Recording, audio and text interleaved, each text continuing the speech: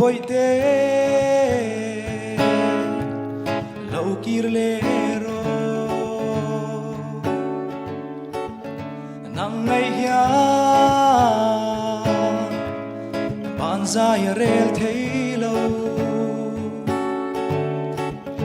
kum tam po liam se ariam thin lai nem lang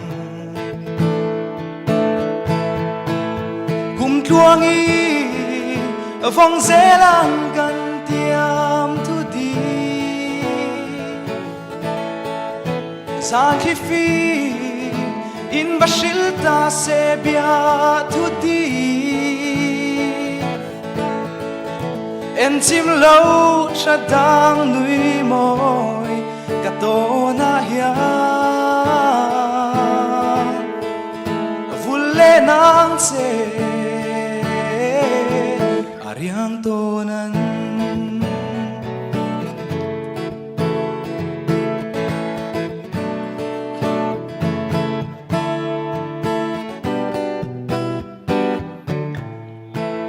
thiên lion chama i cham reng chi phần nào mal thua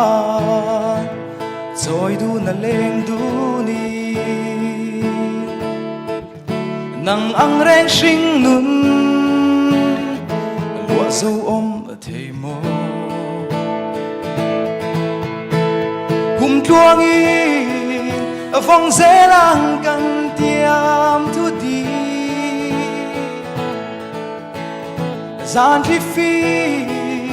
in bashil ta se bia thu đi en chim lâu cha dang nui môi cả to na hiya vul le nang se ariang to nan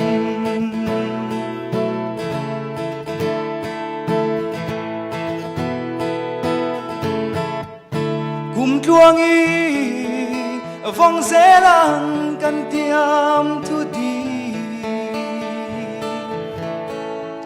gian khi phi in bashil ta se bia thu đi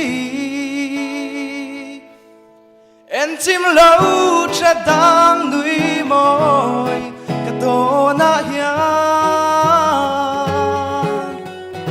vul le nang se